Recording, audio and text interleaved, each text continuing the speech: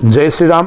दर्शक मित्रों, श्री राम जानकी विवाह उत्सव, भगवान राम का विवाह कब हुआ था? मार्गशीर्ष शुक्ल पंचमी के दिन। इस वर्ष वो कौन सी तारीख को पड़ रही है? 17 दिसंबर 2023 मार्गशीर्ष शुक्ल पंचमी और रविवार के दिन यह योग आ रहा है। भगवान राम का विवाह इस दिन हुआ था। पूरा भारत विवाह उत्सव के रूप में इस दिन को मनाता है।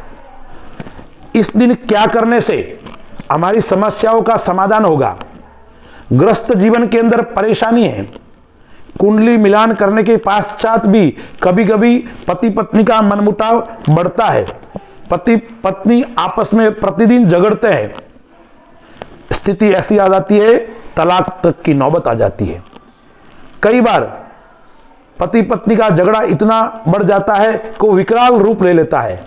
तो ग्रस्त जीवन को आनंदमय बनाने के लिए, ग्रस्त जीवन के अंदर सुख और शांति प्राप्ति हेतु आपको श्री राम जानकी विवाह उत्सव के दिन आपको यह उपाय करोगे तो आपको विशेष फल की प्राप्ति होगी। सर्वप्रथम आपको करना क्या है? आपके घर के अंदर मंदिर होगा, उस मंदिर में लाल आसन के ऊपर बैठकर कुमकुम, चावल, पुष्प और प्रसाद, दीपक, अगरबत्ती आदि लगानी है आपको।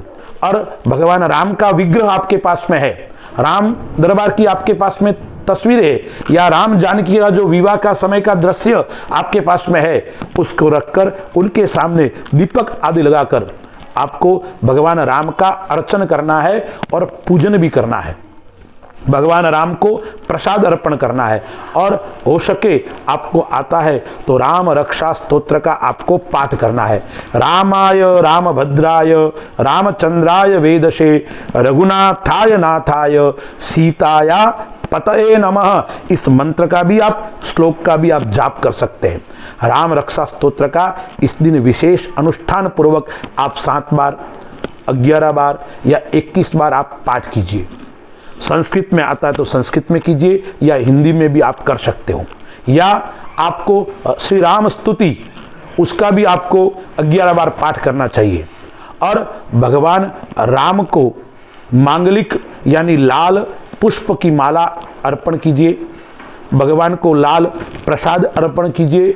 और महिलाएं उमा उषा च वैदेही रमा गंगेति पंचकम पंचकम वै स्मरिन् नित्यम सौभाग्यम वर्धते सदा।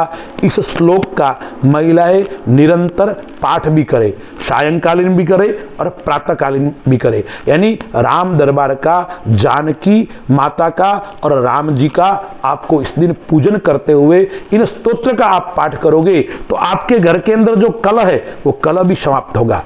जो जीवन साथी के साथ में आपका मनमुटाव है वो मनमुटाव भी समाप्त हो जाएगा। क्योंकि जीवन यदि आनंदमय रहेगा, जीवन के अंदर कभी समस्याएं उत्पन्न नहीं होगी तो ग्रस्त जीवन है वो श्रेष्ठ जीवन बन जाएगा।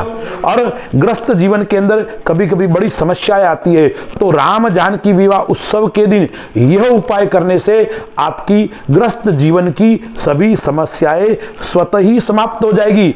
आपको जीवन साथी का सुख भी प्राप्त होगा, आपको संतान का सुख भी प्राप्त होगा और आपके घर के अंदर नकारात्मक ऊर्जा है वो भी समाप्त हो जाएगी।